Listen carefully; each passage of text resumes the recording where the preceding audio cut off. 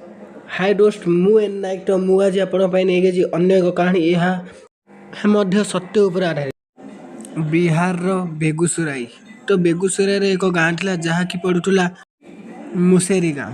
ଯେଉଁ ମୁସେରୀ ଗାଁରେ ଏହି ପରିବାରଟି ବାସ କରୁ ତ ସେଇ ଗାଁରେ ଗୋଟିଏ ଗରିବ ପରିବାର ବାସ କରୁଥିଲା ଯିଏକି ଦିନ ମଜୁରିଆ। ସେ ପରିବାର ବହୁତ ଗରିବ ଥିଲା ଏଣୁ ସେ ପରିବାର ଦିନ ମଜୁରିଆ କରିକି ଚଳୁଥିଲା। ତ ସେ ଦିନରେ କାମ କରି ଯାଉଥିଲେ ସେଇ କାମ କରିବା ପଇସାରେ ହିଁ ସେ ତ ସେହି ପରିବାରରେ 4 ଜଣ ବାସ କରୁଥିଲେ ଯେପରିକି ସ୍ୱାମୀ ସ୍ତ୍ରୀ ଏବଂ ତାଙ୍କର ଗୋଟିଏ 6 ବର୍ଷର ଝିଅଟିଏ ଏବଂ 8 ବର୍ଷର ବାଳକଟିଏ। ତ ତାଙ୍କ ଘର କରକୁ ତାର ସାନ ଭାଇର ବି ଘର ଥିଲା ତ ସିଏ ବି ସେମିତି ଗରିବ ଥିଲେ। ତ ଇଏ ଦୁଇ ଭାଇ ଥିଲେ। ତ 2006ରେ ଏକ ଅବାସ୍ତବ ଘଟଣା ଘଟିଲା ତାଙ୍କ ପରିବାରରେ କି ତାଙ୍କର 6 ମାସର ଝିଅ କୁଆଡ଼େ ଉଭାନ ହେଇଗଲା। ତ 6 ମାସର ଝିଅ ସେ କୁଆଡ଼େ ଉଭାନ ହେବ କୁଆଡ଼େ ଯିବ ଏଣୁ ସେ ବହୁତ ବ୍ୟସ୍ତ ହେଇଗଲେ ଏବଂ ତାଙ୍କୁ ଗାଁରେ ଅନେକ ଖୋଜାଖୋଜି କଲେ କିନ୍ତୁ ତାର ସନ୍ଧାନ କେଉଁଠି ପାଇଲେନି। ତାକୁ ବହୁତ ଖୋଜାଖୋଜି କଲେ ମଧ୍ୟ ପାଇଲେନି। କିନ୍ତୁ ଗାଁରେ ଏକଥା ଉଭାନ ହେଇଗଲା ସବୁ ଜାଗାରେ ଏହା କିନ୍ତୁ ସେ ପରିବାର ପୋଲିସ ପାଖକୁ ସହାୟତା ନେଲେନି ବା ପୋଲିସ ପାଖରେ ଅଭିଯୋଗ ନେଇକି ଗଲେନି। ତ କିଛି ଦିନ ଏମିତି ଚାଲିଗଲା। ତ ସେଇ ଗାଁରେ ପୁଣି ଏକ ଝିଅ ଚୋରି ହେଲା। ତ ସେଇ ଝିଅଟି ଚୋରି ହେଇଥିଲା ତାର ସାନ ଭାଇର ଯିଏକି ତାଙ୍କ ଘର କରକୁ ରହୁଥିଲେ। ସେ ଝିଅକୁ ବି ଦୁଇ ଭାଇ ମିଶିକି ଗାଁରେ ଖୋଜିଲେ। ତ ଗାଁରେ ବହୁତ ଖୋଜିଲେ କିନ୍ତୁ ସେ ତାଙ୍କ ଝିଅକୁ ପାଇଲେ ନାହିଁ। ତ ଗାଁରେ ହାଲ୍ଲା ହୋଇଯାଇଥିଲା କି ଗାଁରେ ପିଲା ଚୋରି ହେଉଛି। ତ ସବୁ ଭୟ ତ ଗାଁରେ ପିଲା ଚୋରି କାହିଁକି ହେଉଛି କିଏ କରୁଛି କ'ଣ ପାଇଁ କରୁଛି ସବୁ ଚିନ୍ତାରେ ପଡ଼ିଯାଇଥିଲେ ଏବଂ ଭୟ କରିବାକୁ ଲାଗିଥିଲେ। ଏ ଖବର ବି ସେ ପୋଲିସ ପାଖକୁ ନେଲେନି। ତ ପୋଲିସ ପାଖକୁ ଏ ଖବର ବି ଗଲାନି। ତ ଏମିତି ଫେର କିଛି ଦିନ ଚାଲିଗଲା। ଗାଁରେ ବି ଆସ୍ତେ ଆସ୍ତେ କରିକି ଏ ଘଟଣା ସବୁ ଭୁଲିଗଲେ। କିନ୍ତୁ ଗାଁର ଏ ଶାନ୍ତି ମୁହୂର୍ତ୍ତ ବୋଧେ କାହାକୁ ଭଲ ଲାଗୁନଥିଲା। ଏଣୁ ସେ ପୁଣି 3 ମାସ ପରେ ପୁଣି ପିଲା ଚୋରି ହୋଇଥିଲା। ତ ଏହା ତୃତୀୟ ଥର ପାଇଁ ପିଲା ଚୋରି ହୋଇଥିଲା ଗାଁରେ। ତ ଯେଉଁ ପିଲାର ନାମ ଥିଲା ଖୁସବୁ। ଏ ଖୁସବୁ ଚୁମ୍କି ଦେବୀଙ୍କ ସନ୍ତାନ ଥିଲେ। କିଏ ନା ଖୁସବୁ। ତ ଚୁମ୍କି ଦେବୀ ଅଙ୍ଗନବାଡ଼ିରେ କାମ କରୁ ତ ରୋଷେଇଆର କାମ କରୁଥିଲେ। ସେ ରୋଷେଇ କରିବା ସମୟରେ ସେହି ଅଙ୍ଗନବାଡ଼ିର ପିନ୍ଧା ଖୁସବୁକୁ ସେଇ ଅଙ୍ଗନବାଡ଼ିରେ ଶୋଇକି କାମ କରୁଥିଲେ କାରଣ ଖୁସବୁକୁ 5 ମାସ ହୋଇଥିଲା।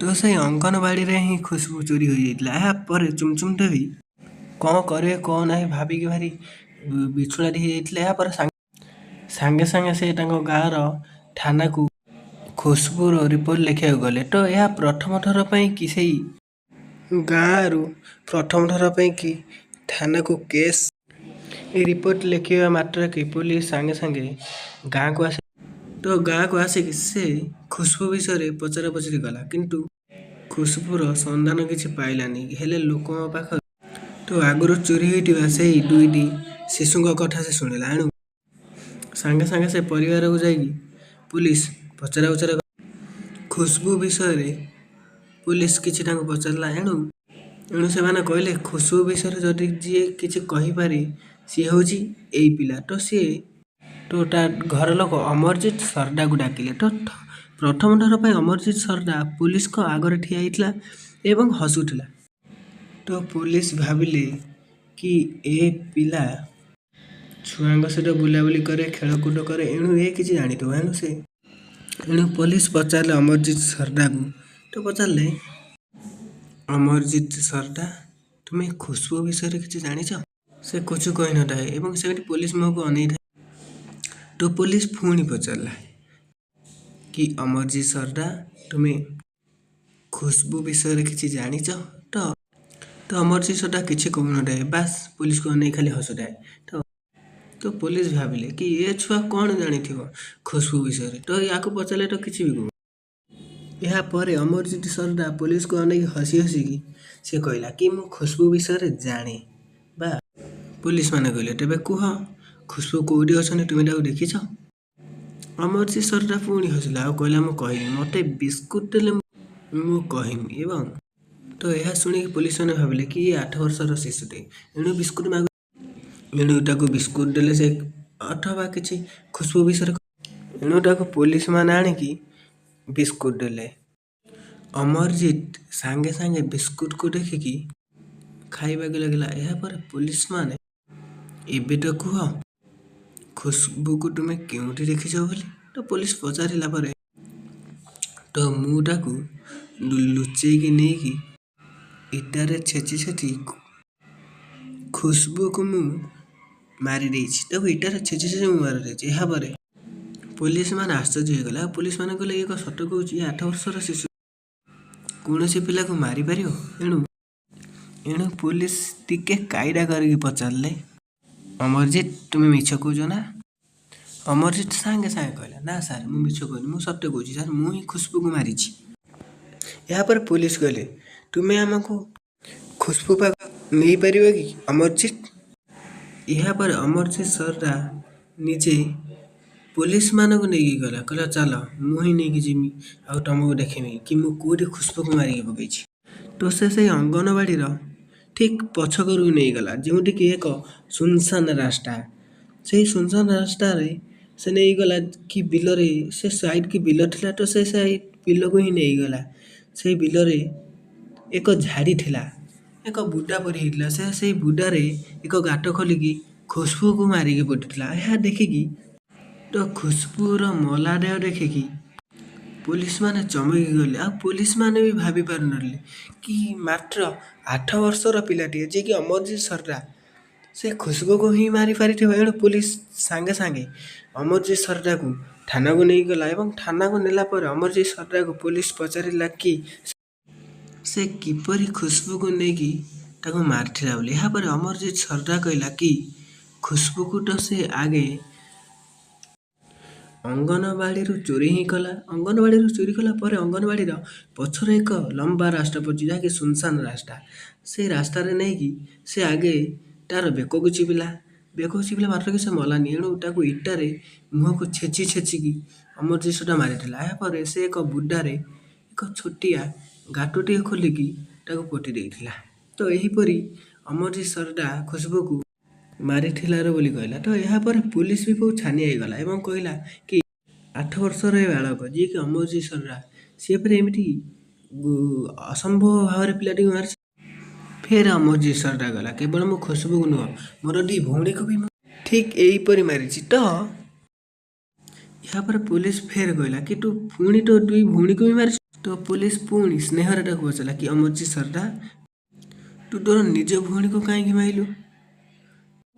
ତ ଏହା ଶୁଣି ଅମରଜିତ ସରଟା ପୋଲିସକୁ କହିଲା କଣ ମୁଁ କହିମି, ମୁଁ ସବୁ କହିମି, କିନ୍ତୁ ମୋତେ ବିସ୍କୁଟ ଦେଲେ ମୁଁ କହିମି। ଏହାପରେ ପୋଲିସ ତାକୁ ବିସ୍କୁଟ ଦେଲା। ବିସ୍କୁଟ ଖାଇବା ମାତ୍ରେ ଅମରଜିତ ସରଟା କହିଲା କି ହଁ ମୁଁ ମୋ ଭଉଣୀକୁ ମାରିଛି।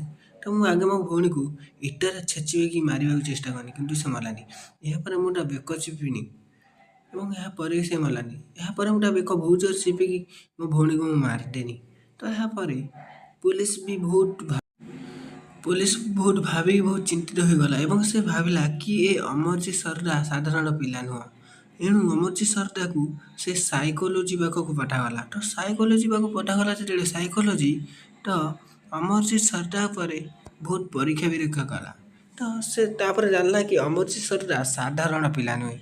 ତ ତାକୁ ଏକ ରୋଗ ହେଇଥିଲା। ତ ସେଇ ରୋଗ ତ କଣ୍ଡର ଡିସଅର୍ଡର ବୁଝିଲ, ଏଇ ରୋଗଟି ଅମରଜିତ ସରଟା ଏହି ରୋଗରେ ପୀଡ଼ିତ ହୋଇଥିଲା। ଏହା ଏକ ସାଇକୋ ରୋଗ। ତ ଏଣୁ ଏ ତିନୋଟି ସାଧାରଣ ଶିଶୁକୁ ମାରି ସାରିଥିଲା। ତ ଏହାପରେ ତାକୁ ଅଦାଲତକୁ ପଠାଗଲା। ତ ଅଦାଲତକୁ ଗଲା ପରେ ଏହି ସାଇକୋ ରୋଗ କାରଣରୁ ଯାହାକି କଣ୍ଡର ଡିସଅର୍ଡର କାରଣରୁ ଅମରଜିତ ସରଟା ମାତ୍ର 8 ବର୍ଷର ହେଇଥିଲା। ଏଣୁ ତାକୁ ମାତ୍ର 3 ମାସର ଜେଲ କରାଗଲା। କାରଣ ସେ ଛୋଟ ପିଲାଟେ ହେଇଥିଲା ମାତ୍ର 8 ବର୍ଷର। ଏହା ଭାରତୀୟ କାନୁନ ହିସାବରେ ହେଇଥିଲା। ତ ସେ ଜେଲର ଏବଂ ଭାରତୀୟ କାନୁନ ଅନୁଯାୟୀ ସେ ତ ଅମରଜିତ ସରଟାକୁ 18 ବର୍ଷର ଜେଲ ରଖାଗଲା। କାରଣ ତାର 15 ଡିସେମ୍ବରରେ ସେ ଭଲସେ ଭଲ ହେବା ପରେ ତାକୁ ଏ ସମାଜରେ ଛଡ଼ାଯିବ ବୋଲି ଏବଂ ଏ ସମାଜରେ ସେ ରହିପାରିବ ବୋଲି। ତ ଏହାପରେ ଭାରତର ନିୟମ ଅନୁଯାୟୀ ଅମରଜିତ ସରଟାକୁ 2016ରେ ଛଡ଼ାଯାଇଥିବ। ଏଣୁ ଅମରଜିତ ସରଟା ଇଏ ଏବେ କେଉଁଠି ଥିବ କେମିତି ଥିବ କେହି ବି ଜାଣିନାହାନ୍ତି। ଏଣୁ ଯେଉଁଠି ବି ଥିବ ସେ ଏକ ନୂଆ ପରିବାରରେ ଥିବ, ନୂଆ ପରିଚୟରେ ଥିବ। ଏଣୁ ତା'ର ସନ୍ଧାନ ବି ଏବେ କେହି ଖୋଜିଲେ ପାଇବେନି ଏବଂ ତା'ର ସନ୍ଧାନ ବି ଏ ଭାରତବର୍ଷରେ ଦିଆଯାଇନଥିଲା କାରଣ ସେ ଛୋଟ ଶିଶୁ ଥିଲା। କିନ୍ତୁ ଅମରଜିତ୍ ସରଟା ଏକ କାରଣ ଯାହାକି ଏକ ରୋଗ ଯାହାକି ଏହି ରୋଗ କାରଣରେ ଏହା ରୋଗ ହେଉଛି 15 ଡିସେମ୍ବର। ତ ଏହି ରୋଗ କାରଣରେ ସେ ତିନୋଟି ଶିଶୁକୁ ମାରିଥିଲା। ଏଣୁ ଭାରତରେ ଅମରଜିତ୍ ସରଟାକୁ ସବୁଠାରୁ ଛୋଟ କିଲର ସାଇକୋ ବୋଲି ମନାଯାଏ। 8 ବର୍ଷରେ ହିଁ ସେ ମଣିଷ ମାରିଥିଲା ଏବଂ ତିନିଟି ଶିଶୁଙ୍କୁ ମାରିଥିଲା। ଏଣୁ ମୋ ଭିଡ଼ିଓଟି ଆପଣଙ୍କୁ କେମିତି ଲାଗିଲା ତ ମୁଁ ଜାଣିଛି ଟିକେ ମୁଁ ଘାବରେଇ ଯାଉଛି। ଏଣୁ ବୁଝିବା କଷ୍ଟକର ହେଇଥିବ। ଏଣୁ ଯଦି କିଛି ଭୁଲ କରିଥିବି କ୍ଷମା କରିବେ। ଜୟ ଜଗନ୍ନାଥ, ଜୟ ହିନ୍ଦ।